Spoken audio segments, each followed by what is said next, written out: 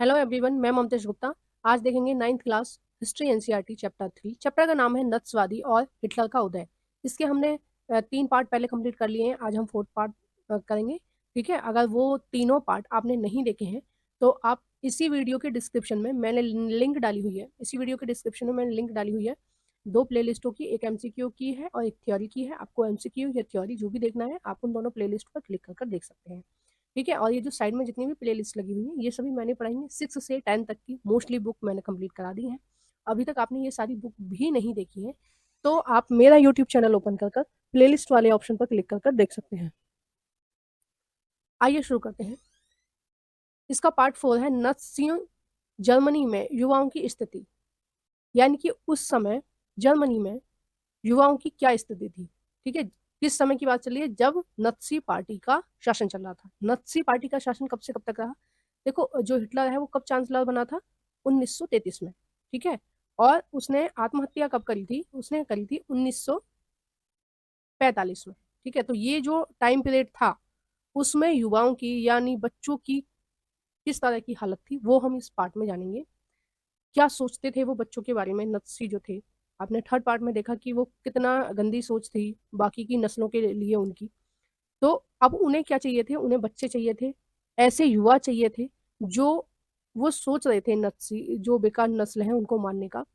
वो ऐसे बच्चे चाहते थे कि वो ऑटोमेटिक उन नस्लों से भेदभाव करें, उन नस्लों से नफरत करें। ठीक है, अपनी नस्ल को और अच्छा बनाएं और उसको उसका और ज्यादा विस्तार करें। तो इसके लिए उन्होंने उनकी नजर किस पर पड़ी कि बच्चों पर। उन्होंने सोचा कि जो बच्चे हैं अभी 10 साल बाद या 20 साल बाद युवा होंगे। ठीक है, तो ये हमारे काम आएंगे। तो इनको बचपन से ही हमें अपना वफादार बनाना चाहिए, हमें मतलब नत्सियों का वफादार, नत्सी यानी हिटलर वाली सोच का वफादार बनाना चाहिए। तो उसके लिए उन्होंने किस तरह से प्रक्रिया शुरू करी, किस तरह से बच्चों को तैयार किया, वो हम इस चैप्टर में देखेंगे। युवाओं में हिटलर की दिलचस्पी जुनून की हद तक पहुंच चुकी थी। उसका मानना था कि एक शक्तिशाली नत्सी समाज की स्थापना के लिए बच्चों को नत्सी विचारधारा की घुट्टी पिलानी जरूरी है। नत्सी विचारधारा क्या थी, नत्सी विचारधारा थी कि बच्चों में को ये सिखा दिया जाए कि कौन सी नस्ल अच्छी है और कौन सी नस्ल बेकार है। जो बेकार नस्ल है आप उससे नफरत करो, जो अच्छी नस्ल है आप उसका विस्तार करो। ठीक है, और बुरी नस्ल कौन सी है, जर्मन नार्डिक को छोड़कर जो ब्लॉन्ड थे, यानी कि जो जिनकी आंखें नीली थी और जिनके बाल जो थे वो सुनहरे थे, उनको छोड़कर बाकी सारी जो नस्ल है वो खराब है और उनसे नफरत करो। ठीक है, इसके लिए स्कूल के भीतर और बाहर दोनों जगह बच्चों पर पूरा नियंत्रण आवश्यक था। नत्सियों के दौरान नत्सवाद के दौरान, नत्सवाद कब से कब तक चला, ध्यान रखना कभी भी एग्जाम में पूछा जाए तो 1933 से 1945 तक के दौरान स्कूलों में क्या हो रहा था ये हम इस पैरा में देखेंगे कि नत्सी बच्चों को कैसे स्कूल में तैयार कर रहे थे। तमाम स्कूलों में सफाई और शुद्धिकरण की मुहिम चलाई गई। यहूदियों या राजनीतिक रूप से अविश्वसनीय दिखाई देने वाले शिक्षकों को पहले नौकरी से हटा दिया गया। जो यहूदी कुछ शिक्षक थे उनको स्कूल से हटा दिया गया। ठीक है, और बाद में क्या किया गया, और बाद में उनको मौत के घाट उतार दिया गया। देखो, कुछ टीचर ऐसे होते हैं, ज्यादातर टीचर ऐसे होते हैं कि देश में क्या चल रहा है, किस तरह आपकी तरक्की होगी, वो सारा कुछ बता के चलते हैं। जैसे मैं भी आपको पिछले पार्ट में बता रही थी कि इतनी गंदी सोच नहीं रखनी है कि आप दूसरे को बिल्कुल बर्दाश्त ही ना कर सको कि भाई दूसरे धर्म के लोग हमें नहीं चाहिए, दूसरी नस्ल के लोग हमें नहीं चाहिए। तो इस तरह की बातें उस समय जर्मनी में भी होती होंगी। टीचर समझाते होंगे कि भाई ऐसे एक दूसरे से द्वेष मत करो, सब लोग मिल जुल कर रहो। तो ऐसी सोच वाले जो लोग थे उनको नौकरी से हटा दिया गया और बाद में उनको मौत के घाट उतार दिया गया। ठीक है, मतलब हिटलर ये चाहता था कि टीचर सिखाएं बच्चों को कि आपको नफरत करनी है दूसरी नस्ल के बच्चों से। ठीक है, उसमें बहुत सारे बच्चों को भी स्कूल से निकाल दिया गया था। बच्चों को अलग अलग बिठाया जाने लगा कि जो अच्छी नस्ल वाले बच्चे हैं वो एक तरफ और बेकार नस्ल वाले बच्चे जो हैं वो दूसरी तरफ, या फिर बेकार नस्ल वाले पीछे बैठेंगे, अच्छी नस्ल वाले आगे बैठेंगे। जर्मनी और यहूदी बच्चे एक साथ ना तो बैठ सकते थे और ना ही खेल कूद सकते थे। बाद में अवांछित बच्चों को यानी यहूदियों के बच्चों को, जिप्सियों के बच्चों को, विकलांग बच्चों को स्कूल से निकाल दिया गया। ठीक है, ये कितनी नाइंसाफी चल रही थी। चा 40 के दशक में तो, यानी कि 1940 के लगभग की बात है, 40 के दशक में तो उन्हें भी गैस चैम्बर में झोंक दिया गया। यानी कि पहले तो उनको स्कूल में उनको अलग अलग बैठाया गया, अच्छे नस्ल के बच्चों से उनको दूर रखा गया, जो बेकार नस्ल जिनको मानते थे यहूदियों को, जिप्सियों को, इन सबको के बच्चों को अलग रखा गया, विकलांग बच्चों को। बाद में जब अपने चरम पर पहुंच गई ये नत्सी पार्टी, कब पहुंची थी, 1940 के लगभग, तो इसने क्या किया, इन बच्चों को मरवा दिया। कि ये दूसरी नस्ल के हैं, ये खराब नस्ल के हैं, अब इनको मारो। अच्छे जर्मन बच्चों को नस्लीय शिक्षा प्रक्रिया से गुजरना पड़ता था। यह विचारधारात्मक प्रशिक्षण की एक लंबी प्रक्रिया थी। स्कूली पाठ्य पुस्तकों को नए सिरे से लिखा गया। ठीक है, मतलब जो पुराना इतिहास था उस सबको चेंज कर दिया गया, नया पढ़ा रहे हैं। नए में हम क्या पढ़ा रहे हैं, मतलब जर्मनी क्या पढ़ा रहा था उस समय, हिटलर के समय में जर्मन में पढ़ाया जा रहा था नस्ल के आधार पर भेदभाव। नस्ल के बारे में प्रचारित नस्ली विचारों को सही ठहराने के लिए नस्ल विज्ञान के नाम पर एक नया विषय पाठ्यक्रम में शामिल किया गया। ठीक है, यानी कि बच्चों के दिमाग में ये भर दिया जाए कि बेकार नस्ल कौन सी है, अच्छी नस्ल कौन सी है, उसके लिए एक नया ही सब्जेक्ट बनाया गया। ठीक है, जिसको जिसको किसका नाम दिया गया, नस्ल विज्ञान। ठीक है, और ये किसकी तर्ज पर बनाया गया होगा, वो जो शुरू में मैंने बताया ना, जो थर्ड पार्ट था उसमें हम देख रहे थे कि डार्विन और स्पेंसर जो थे उन्होंने अवधारणा दी थी कि जो प्रकृति के हिसाब से अपने आप को चेंज कर लेंगे, वो मजबूत अपने आप को बना लेंगे, तो वो लॉन्ग समय तक जीवित रहेंगे और सुरक्षित रहेंगे और उनका ही विकास होगा। जो अपने आप को परिस्थिति के अकॉर्डिंग नहीं मोड़ पाएंगे, उनका विकास नहीं होगा। ये बताया था ना डार्विन ने और स्पेंसर ने।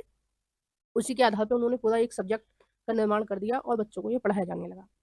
ठीक है, बच्चों को सिखाया गया कि वह वफादार व आज्ञाकारी बने, यहूदियों से नफरत करें। ठीक है, ये स्कूल में पढ़ाया जा रहा था कि यहूदियों से नफरत करनी है और हिटलर की पूजा करें। ठीक है, खेल कूद के जरिए भी बच्चों में हिंसा और आक्रामकता की भावना पैदा की जा रही थी। हिटलर का मानना था कि मुक्केबाजी का प्रशिक्षण बच्चों को फौलादी बनाने वाला और ताकतवर और मर्द बना सकता है।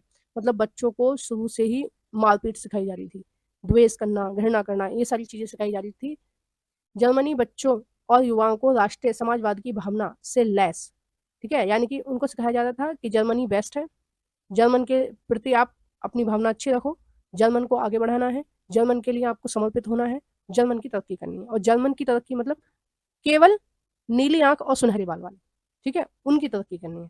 10 साल की उम्र में अब देखो इन्होंने पूरा की पूरा, जैसे अभी एनसीएफ आया है 2023 में, तो उसमें बताया गया है कि हमें किस तरह से बच्चों को पढ़ाना है। तो पहले जैसे 5 साल के बच्चे का एडमिशन होता था फर्स्ट क्लास में, अब इन्होंने क्या किया है नई शिक्षा नीति में कि अब 3 साल के बच्चे का ही एडमिशन कर रहे हैं। उन्होंने बोला कि 3 साल के बच्चे को स्कूल भेजो, पहले वो प्ले वे करेगा, फिर नर्सरी, फिर केजी, इस तरह से वो 6 साल का जब हो जाएगा वो फर्स्ट में आएगा। तो वो कह रहे हैं इस तरह से पढ़ाना है हमें, सरकार कह रही है। ठीक है, बाद में सिलेबस को हमें कम करना है और बच्चे को ज़्यादा नॉलेज देनी है। ठीक है, एक्टिविटीज़ ज़्यादा करानी है, ये सारी। तो इस तरह के पाठ्यक्रम समय समय पर आते ही रहते हैं। ठीक है, जैसा भी सरकार को ठीक लगता है वैसे वो पाठ्यक्रम बनाती है, एनसीएफ बनाती है, रणनीति बनाती है कि बच्चों को किस तरह से पढ़ाया जाए। अब जर्मन में भी इस तरह की चीज़ें हुई, उन्होंने पूरा की पूरा परफॉर्मा बना के रख दिया कि किस उम्र के बच्चे को हमें क्या पढ़ाना है और क्या कराना है। ठीक है, क्योंकि उन्हें तो आगे जाके ऐसे बच्चे बनाने थे जो यहूदियों से नफरत करें, जिप्सियों से नफरत करें, जो विकलांगों से नफरत करें। ठीक है, यानी कि जिनकी नीली आंख और सुनहरे बाल वाले जो थे, जो अच्छी नस्ल के थे, उनमें भी कुछ बच्चे जो विकलांग थे उनको भी मार देना था। ठीक है, मतलब विकलांगों से भी नफरत करनी थी। अब देखो इन्होंने किस तरह का परफॉर्मा बनाया कि 10 साल की उम्र के बच्चों को युंग फोक में दाखिला करा दिया जाता था। युंग फोक जैसे आप एनसीसी लेते हैं, एनसीसी, स्काउट गाइड, इस तरह के जो एक्टिविटी होती हैं आपकी क्लास में, स्कूल में कुछ बच्चे होते हैं जो एनसीसी में होते हैं, स्काउट गाउड गाउड में होते हैं, या फिर बहुत सारी ऐसी अदर चीज़ें होती हैं, वॉलंटियर्स वगैरह के लिए बच्चों को तैयार करते हैं। ठीक है, आगे जाके मतलब अगर ज़रूरत पड़ रही तो ये बच्चे पुलिस में या फोर्स में थोड़ी सी ट्रेनिंग देकर ही भेजे जा सकें। ठीक है, तो इस तरह की चीज़ें होती हैं आज भारत में। तो इन्होंने क्या किया, 10 साल के बच्चे को यंग फोक में दाखिला करवा दिया। जब वो 14 साल की उम्र का हो जाता था तो उन सभी लड़कों को नत्सियों के युवा संगठन हिटलर यूथ की सदस्यता लेनी पड़ती थी। ठीक है, मतलब 14 साल का हो गया तो कौन से संगठन में जाएगा, युवा संगठन हिटलर यूथ। ठीक है, इस संगठन में वे युद्ध की उपासना, आक्रामकता और हिंसा, लोकतंत्र की निंदा, ठीक है, मतलब उनको ये सिखाया जा रहा था कि हमें लोकतंत्र नहीं चाहिए, राजतंत्र ही सही है, और यहूदी, कम्युनिस्टों, जिप्सियों व अन्य अवांछितों से घृणा घृणा का सबक सिखाते थे। ठीक है, गहन विचारात्मक और शारीरिक प्रशिक्षण के बाद लगभग 18 साल की उम्र में वे लेबर सर्विस लेबर सर्विस श्रम श्रम सेवा श्रम सेवा में शामिल हो जाते थे। इसके बाद उन्हें सेना में काम करना पड़ता था और किसी नत्सी संगठन की सदस्य लेनी पड़ती थी। ठीक है, तो ये सारी चीज़ें, इन सारी प्रक्रियाओं से बच्चे को गुजरना पड़ता था। मतलब बच्चे को इन्हें बिल्कुल बर्बादी करना था। एक तरह से आप बोल सकते हैं कि आतंकवादी टाइप के बच्चे ये बना रहे थे। ठीक है, आतंकवादी हो गए ना कि बस गिने चुने लोगों से ही उनको प्यार करना, बाकी लोगों से नफरत करनी है। अब देखो, दो कितने सुंदर बच्चे हैं, कितने प्यारे बच्चे हैं, है ना? और ये किस लिए आए हैं? मौत के कारखाने में आते यहूदी बच्चे, जिन्हें गैस से अब मार दिया जाएगा। अब देखो कि कहीं से भी ये बच्चे कम लग रहे हैं आपको, कहीं से भी कम नहीं लग रहे। और मैं तो ये सोचती हूँ कि भगवान ने किसी को लड़की बनाया है, लड़का बनाया है, किसी का हाथ नहीं है, पैर नहीं है, आंख नहीं है, कान नहीं है, कोई भी दिक्कत है, भगवान ने सब सोच समझ के बनाया है। ठीक है, उसको सब पता है कि मैं नीचे क्या भेज रहा हूँ। तो आप हस्तक्षेप मत करो। भगवान ने उसको पहले से ही परेशान करके भेजा है। ठीक है, कुछ समस्या है उसके साथ, तो आप उसको हेल्प करो सर्वाइव करने में, ना कि उसको और ज्यादा परेशान करो। आपकी क्लास में, आपके आसपास कोई भी ऐसा बच्चा मिलता है जो विकलांग है, या कई बच्चे होते हैं जैसे उनका रंग काला है, तो लोग उनको काला कह के चढ़ाते हैं, या आपस में क्लास में जैसे बच्चे करते ही हैं कि ये इसकी हाइट कम है, या ये मोटा है, या ये मोटी है, ये छोटी है, इस तरह से चढ़ाते हैं। नहीं चढ़ाना चाहिए। भगवान ने उनको जैसा बनाया है वैसा ठीक है, और अपने हिसाब से भगवान सबको सही बनाते हैं। तो ना तो मैं आपको भी बोलना चाहती हूँ कि आपको किसी भी अपने फ्रेंड के साथ, अपने आस पड़ोस में, अपनी रिश्तेदारी में, अपनी क्लास में किसी के साथ भी इस तरह से गलत व्यवहार नहीं करना चाहिए। किसी को नहीं चढ़ाना चाहिए कि तुम्हारे हाथ नहीं है, तुम्हारे पैर नहीं है, तुम काले हो, तुम छोटे हो, तुम लंबे हो, या कोई भी उनके डिसीज है, कुछ भी है। इसको लेकर आपको कभी भी उन पर कमेंट पास नहीं करना चाहिए, क्योंकि भगवान को सब पता है उन्होंने किसको किस काम के लिए भेजा है ना? तो आप भगवान के काम में कैसे हस्तक्षेप कर सकते हो? अब बाद में क्या हुआ? इतनी सारी नस्लें इन्होंने मारी, खत्म करी। क्या वो दुनिया से खत्म हो गई? नहीं, आज भी हैं वो सारी नस्लें जो इन्होंने मारी थी। जिप्सी भी हैं, आज भी यहूदी भी हैं, विकलांग आज भी हैं। ठीक है, और रहेंगे हमेशा, क्योंकि भगवान अपने हिसाब से सबको सही बना के भेज रहे हैं। सब लोग एक जैसे हो जाएंगे तो समाज नहीं चलेगा। समाज कैसे चलता है? समाज चलता है, समाज में कुछ लोग अमीर होने चाहिए, समाज में कुछ लोग गरीब होने चाहिए। ठीक है, समाज में विकलांग भी होते हैं, समाज में सारी चीजें होती हैं। हम सबको देखकर सीखते हैं, और ऐसे ही चलता है समाज हमेशा। और ऐसा नहीं है कि मनुष्य के लिए ये नियम है, ये जानवरों के लिए भी ये नियम। ठीक है, सारे जानवर एक जैसे नहीं होते हैं। कुछ हाइट जिन किसी की ज्यादा है, किसी की कम है, कोई कैसा है, कोई कैसा है। तो भगवान ने ऐसे ही प्रकृति को बनाया है। पेड़ पौधे भी ऐसे ही होते हैं। किसी किसी पौधे में बहुत ज्यादा फूल आएंगे, किसी पौधे में कम फूल आएंगे, है ना? तो भगवान ने सबको असमान बनाया है। ठीक है, सबको एक जैसा नहीं बनाया, सबको अलग अलग बनाया, डिफरेंट। और हर आदमी में कुछ ना कुछ क्वालिटी है, कुछ ना कुछ टैलेंट है, हर नस्ल में, हर जानवर में, हर पौधे में। कोई भी चीज उसने एक्स्ट्रा नहीं बनाई है, हर चीज सोच समझ के सही बनाई है। ठीक है, देखो, एक रॉबर्ट थे, जर्मन लेबर फ्लैंट के प्रमुख रॉबर्ट ने लिखा था। क्या लिखा था? इन्होंने लिखा था कि बच्चों के साथ इतनी जाती हो रही थी उस समय, कि हम तभी से काम करना शुरू कर देते हैं जब बच्चा 3 साल का होता है। जैसे ही वह जरा सा सोचने लगता है, उसे लहराने के लिए झंडा थमा दिया जाता है। इसके बाद उसे हिटलर यूथ में भेजा जाता है, स्कूल में भेजा जाता है, उसके बाद हिटलर यूथ में भेजा जाता है, और सैनिक सेवा का फिर बाद में नंबर आता है। लेकिन यह सब कुछ पूरा हो जाने के बाद भी हम उसको किसी को छोड़ते नहीं हैं। लेबर फ्रंट उन्हें अपनी गिरफ्त में ले लेते हैं, चाहे वह अच्छे लगें या बुरे, कब्र तक इनका पीछा नहीं छोड़ते हैं। ठीक है, मतलब उनको बिल्कुल पूरी तरह से उनका जो जीवन है उसको खराब करके ही मानते हैं। और जो आदमी ऐसे चुड़ैले से होते हैं ना, दूसरों से नफरत करते हैं, ईर्ष्या करते हैं, आप देखना वो पूरी जिंदगी दुखी ही रहते हैं। और जो खुश मिजाज होते हैं, आपकी क्लास में भी ऐसे होंगे, आपके साथी ऐसे होंगे, वो खुश रहते हैं, हंसते हैं, मुस्कुरा रहे हैं, इंजॉय कर रहे हैं लाइफ को। वो हमेशा, जो दूसरों का सहयोग कर रहे हैं, वो हमेशा ऐसे ही रहते हैं, खुश रहते हैं। ठीक है, उनको हमेशा आप मुस्कुराते रहोगे। और जो दूसरों से ईर्ष्या करते हैं, उनके चेहरे भी अलग ही दिखाई देते हैं कि अरे कैसा है, अजीब सा। तो देखने में भी वो अजीब लगने लगते हैं कुछ दिन के बाद। और हंसते मुस्कुराते रहोगे, दूसरों को सहयोग करोगे, अच्छी भावना रखोगे, तो आपकी तरक्की होगी। ये 100% श्योर है। मैं आपको बिल्कुल सही बात बता रही हूँ, अपने जीवन के अनुभव के आधार पर बता रही हूँ, कि अगर आप दूसरों का सम्मान करोगे, दूसरों का सहयोग करोगे, हेल्प करोगे, कोई जरूरतमंद है उसको खाने की, पीने की, किसी भी तरह की मदद चाहिए, उसकी मदद करोगे, तो आपकी भी उसमें तरक्की ही होगी। देखो, ये जो कॉलम होते हैं इनको हमेशा पढ़ा करो, है ना? अब देखो, इसमें से थोड़ा सा कॉलम मैं पढ़ के आपको बताती हूँ। आप नाजी जर्मनी में रहने वाले यहूदी या पॉलिश मूल के व्यक्ति हैं। आप सितंबर 2000 सॉरी 1941 में जी रहे हैं, और आप अभी अभी कानून बनाए हैं कि यहूदियों को डेविस का तमंगा पहनकर रहना होगा, यानी कि एक अलग सी पहचान बनाकर रहना होगा कि हम यहूदी हैं, दूर से दिखे कि भाई ये यहूदी है। ऐसी स्थिति में अपने जीवन के एक दिन का ब्यौरा लिखिए कि आप क्या सोचेंगे। आपको मतलब पहले से ही पता है कि भाई ये कपड़े, इस तरह के कपड़े पहनने हैं हमें क्योंकि हम यहूदी हैं, और बाद में हमको ये लोग मार देंगे गैस चैम्बर में ले जाके, है ना? तो मतलब एक-एक दिन कैसे ही निकाला होगा उन लोगों ने। नेक्स्ट है नाज़ी यूथ लीग का गठन 1922 में हुआ था। 4 साल बाद इसे हिटलर यूथ का नाम दिया गया। 1933 तक आते-आते इस संगठन में 12.5 लाख यानी कि 5.5 लाख से ज़्यादा बच्चे थे। युवा आंदोलन को नस्लवाद के तहत एकजुट करने के लिए बाकी सभी युवा संगठनों को पहले भंग कर दिया गया और बाद में उन पर प्रतिबंध लगा दिया गया। ठीक है? ये आंदोलन या कोई भी इस तरह का संगठन जो नस्सियों के खिलाफ बोलता था, उनको ये मार देते थे या फिर उनको उन पर प्रतिबंध लगा देते थे। मतलब इनकी जो प्रक्रिया थी वो ऐसी थी कि आदमी बोल ही नहीं सकता इनके सामने। अब देखो ये तो सब मैंने जो पीछे बताया ये तो लड़कों के लिए नियम थे कि 10 साल का बच्चा यहाँ भर्ती होएगा, 14 साल का बच्चा यहाँ भर्ती होएगा, 18 साल के बच्चे को ये काम करना पड़ेगा। ये सब जो चीज़ें थी ये तो लड़कों के लिए थी। अब लड़कियों के लिए उसकी सोच क्या थी? ठीक है, हिटलर लड़कियों के बारे में क्या सोचता था कि लड़कियाँ कैसी होनी चाहिए उसके देश में। ठीक है, अब देखते हैं हम। नाज़ी जर्मन में प्रत्येक बच्चे को बार-बार ये बताया जाता था कि औरतें बुनियादी तौर पर मर्दों से भिन्न हैं।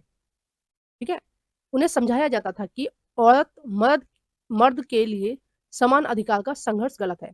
मतलब उस समय 1933 के आसपास जर्मनी में और अन्य देशों में जैसे फ्रांस है, रूस है, उसमें लड़कियाँ जो थीं, जो औरतें थीं, मतलब यूरोप में औरतें क्या कर रही थी? आंदोलन कर रही थी। मैंने फ्रांस की क्रांति में भी आपको बताया था, रूस में भी बताया था कि औरतें क्या कर रही थी? आंदोलन कर रही थी। वो कह रही थी कि हमें आदमियों के समान सारे अधिकार चाहिए, हमें पढ़ने का अधिकार चाहिए, हमें जॉब करने का अधिकार चाहिए, हमें वोट डालने का अधिकार चाहिए। तो हमें ये सारे अधिकार चाहिए। ये अधिकार कौन माँग रहा था? औरतें माँग रही थी। अब जब हिटलर की सरकार आई, तो हिटलर ने बोला कि जो लड़कियाँ हैं, उनको पुरुषों के समान कभी भी अधिकार नहीं मिलना चाहिए। लड़कियाँ पुरुषों के बराबर कभी हो ही नहीं सकती हैं। ठीक है? तो इसकी धारणा लड़कियों के लिए अच्छी नहीं थी, बहुत बुरी थी। अब ये किस नज़रिए से देख रहा था लड़कियों को वो देखो। यह समाज को नष्ट कर देगा। क्या चीज़? कि स्त्री-पुरुष समान होने चाहिए। लड़कियों को समान पढ़ने का अधिकार मिलना चाहिए, लड़कियों को जॉब करने का अधिकार मिलना चाहिए और लड़कियों को वोट डालने का अधिकार मिलना चाहिए। ये जो सोच है? हिटलर बोल रहा है कि ये जो सोच है ना, ये समाज को नष्ट कर देगी। इसी आधार पर लड़कों को आक्रामक और मर्दाना और पत्थरदिल होना सिखाया जाता था। जबकि लड़कियों को कहा जाता था कि उनका फर्ज एक अच्छी माँ बनना और शुद्ध आर्य रक्त वाले बच्चों को जन्म देना है। मतलब लड़कियों का क्या काम था? केवल और केवल इतना काम था कि घर में रहकर आदमियों की सेवा करें और अच्छे से अच्छे बच्चों को जन्म दें। ठीक है? मतलब बच्चे बनाने की फैक्ट्री एक तरह से, या एक तरह से हम बोल सकते हैं कि उनका काम बस काम वाली बाई जितना था कि पूरे दिन वो घर का काम करें और अच्छे नस्ल के बच्चे पैदा करें। ठीक है? नेक्स्ट है नस्ल की शुद्धता बनाए रखने, यहूदियों से दूर रहने और घर संभालने और बच्चों को नस्सी मूल्य मान्यताओं की शिक्षा देने का दायित्व उन्हें सौंप दिया गया। कि मतलब लड़कियों को ये सिखाना है घर में कि अपने बच्चों को ये सिखाना है कि भाई यहूदियों से दूर रहना, ये गंदे हैं। ठीक है? और तुम्हें क्या, जो हिटलर है वो सही कह रहा है और हिटलर के नक्शे कदम पर चलो तुम। ठीक है? ये काम किसको सौंप दिया गया? लड़कियों को। आर्य संस्कृति और नस्ल की ध्वजवाहक वही थी। मतलब कैसे सम्मान दे रहा है वो लड़कियों को? मेरे को खुद ताज्जुब हो रहा है ऐसे आपको बताते हुए भी, कि वो कह रहा है कि आर्य संस्कृति और नस्ल की ध्वजवाहक कौन है? महिलाएँ हैं। कैसे हैं? क्योंकि वो अच्छे बच्चे पैदा करेंगी और वो बच्चे आगे जाके देश की तरक्की करेंगे। तो वो कह रहा है कि जो महिलाएँ हैं, उनका वो जो देश की क्या है? ध्वजवाहक है। ध्वजवाहक के रूप में उनको मान रहा है, लेकिन उनको अधिकार कुछ भी नहीं दे रहा है कि तुम हो, ध्वजवाहक हो, लेकिन तुम्हें अधिकार कोई नहीं है।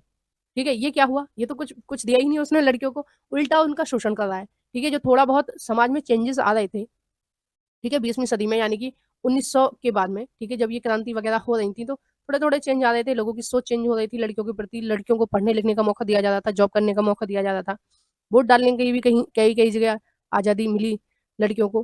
ठीक है? और ये इसने उस सब कार्य-कराए पर पानी फेर दिया और इसने लड़कियों को इस तरह से रखने की प्लानिंग करी कि लड़कियों को बस घर तक सीमित रखेंगे। 1933 में हिटलर ने कहा था, मेरे राज्य की सबसे महत्वपूर्ण नागरिक माँ है। ठीक है? एक तरफ ये बता रहा है कि सबसे महत्वपूर्ण है, दूसरी तरफ बता रहा है कि उसको बराबरी करने का अधिकार नहीं है।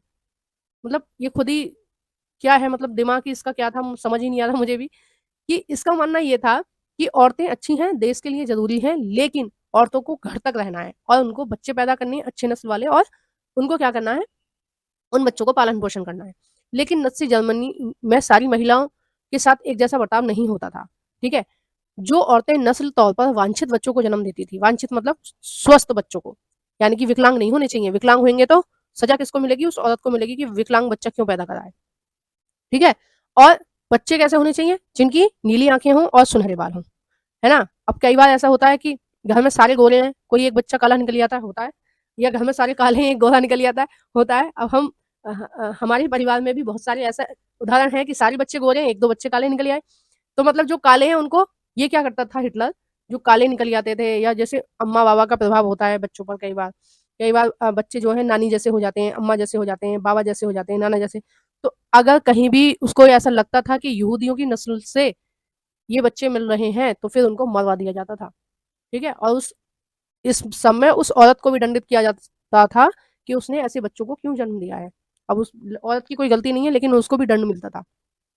अब देखो, औरतें नस्ल तौर पर अवांछित बच्चों को जन्म देती थी, उन्हें दंडित किया जाता था, जबकि नस्ल तौर पर वांछित बच्चों को देखने वाले बच्चों को जन्म देने वाली माताओं को इनाम दिया जाता था। मतलब जिसका बच्चा जितना सुंदर, स्मार्ट और जो नस्ल वो सोच रहा है, नीली आँखों वाले या सुनहरे बालों वाला जो बच्चा है, ऐसा बच्चा अगर किसी औरत ने पैदा किया है तो उसको मेडल मिलेगा, इनाम मिलेगा, और किसी ने विकलांग बच्चा पैदा किया है तो उसको सज़ा मिलेगी।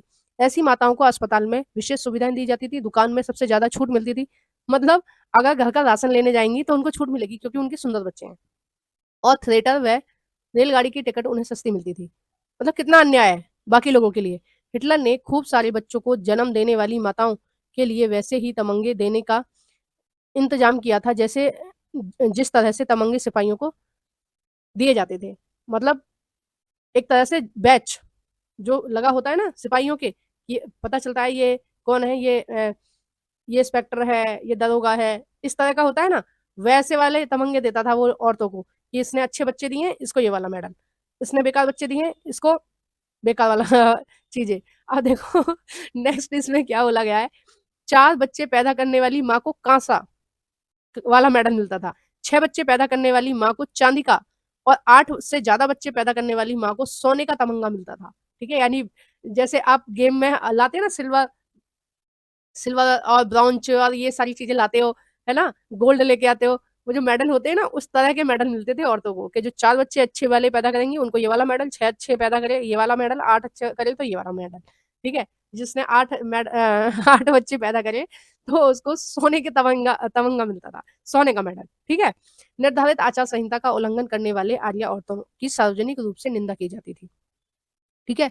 जो उसने मानदंड बनाए थे, जो महिलाएँ उनको नहीं मानती थी, उनको वो उनकी निंदा करता था और उन्हें कड़ा दंड दिया जाता था। बहुत सारी औरतों को गंजा करके मुँह पर कालिख पोत दी जाती थी। ये उन औरतों के साथ होता था, जो ग ग गलत बच्चे पैदा कर रही थी उसके हिटलर के हिसाब से, ठीक है?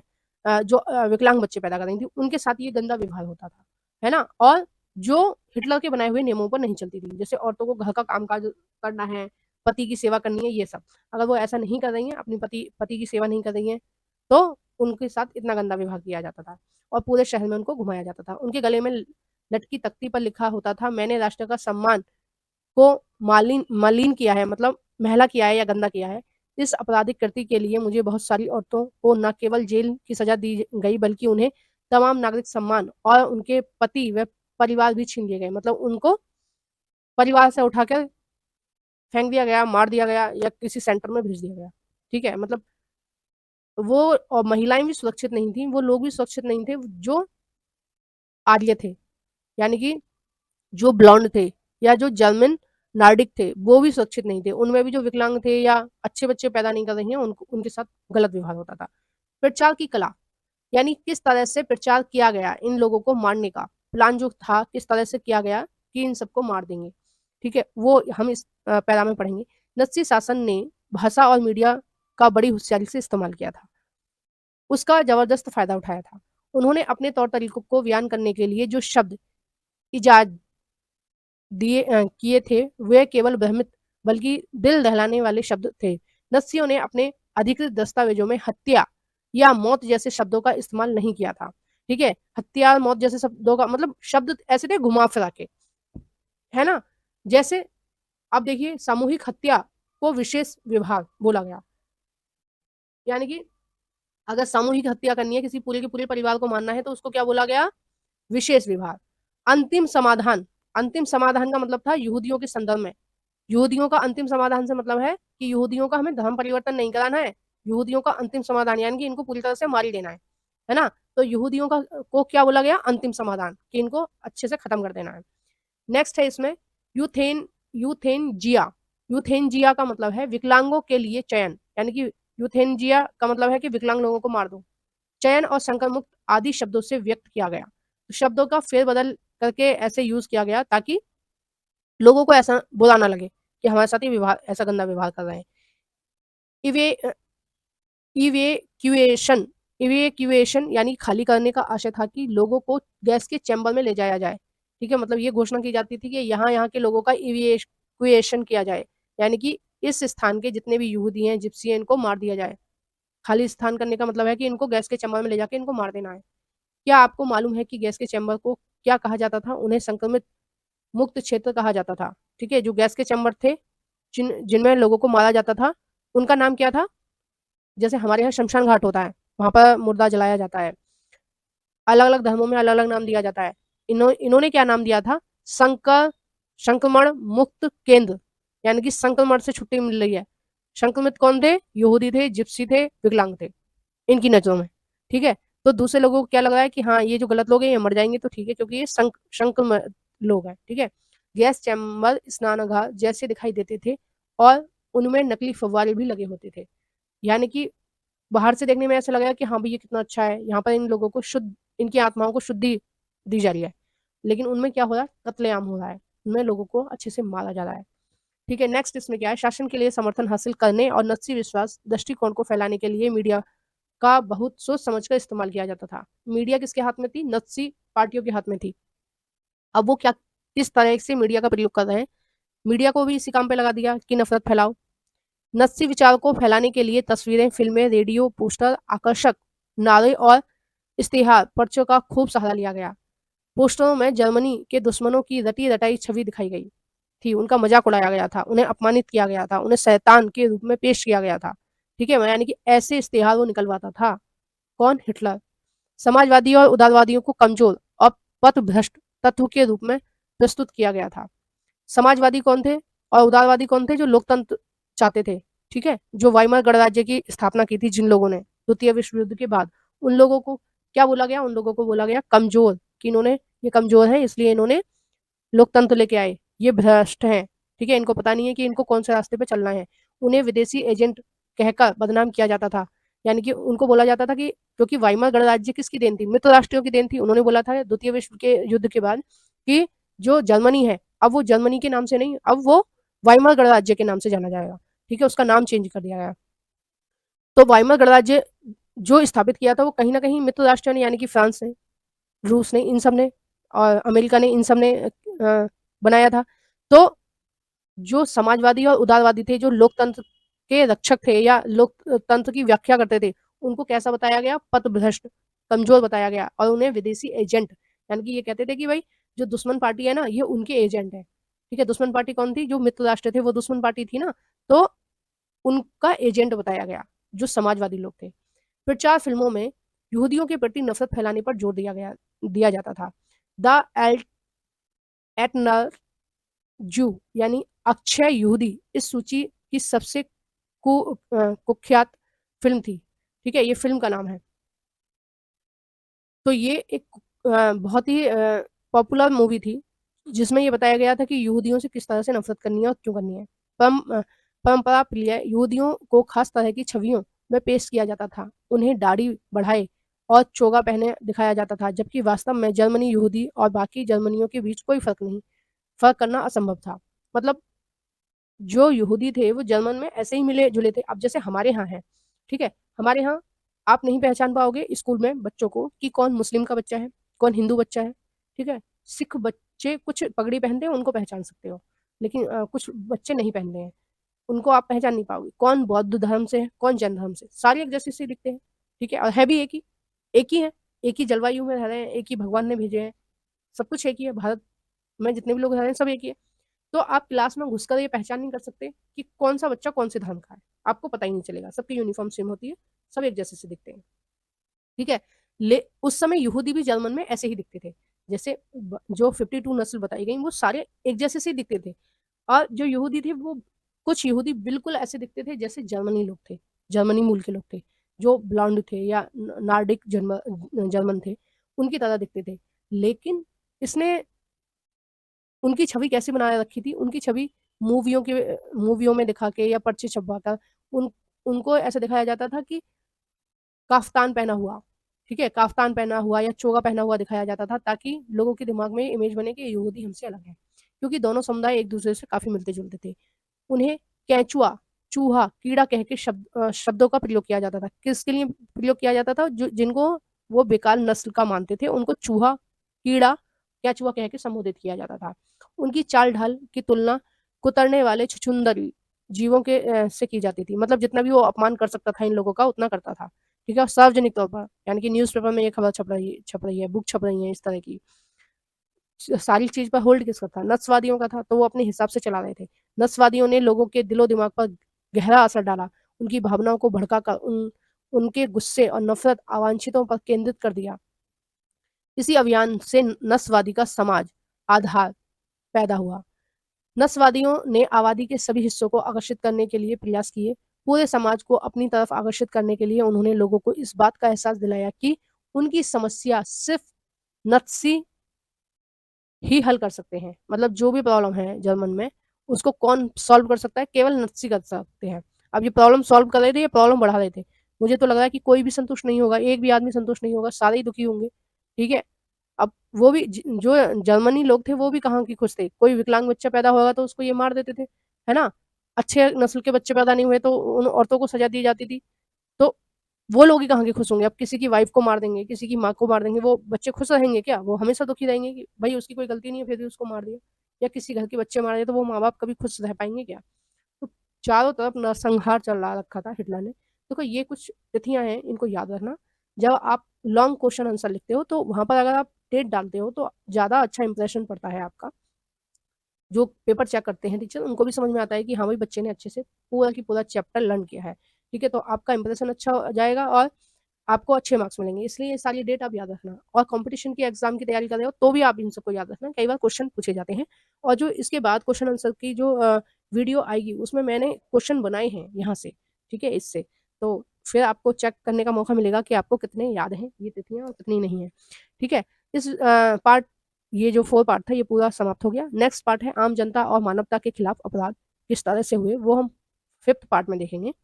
ठीक है। अगर आपने अभी तक मेरे यूट्यूब चैनल को सब्सक्राइब नहीं किया है तो प्लीज़ मेरे यूट्यूब चैनल को सब्सक्राइब कर लीजिए, और एक कमेंट बॉक्स में एक कमेंट करना कि आपको वीडियो कैसी लगी है। कुछ भी आपको पूछना है तो आप कमेंट कर सकते हैं। वीडियो को लाइक ज़रूर करना है, प्लीज़ लाइक कर देना। आपने यहाँ तक वीडियो देखी है तो प्लीज़ बिना लाइक करे नहीं जाना। ठीक है, लाइक करना ही करना है आपको, और चैनल को सब्सक्राइब करना है और कमेंट करना है। Thank you for watching everyone.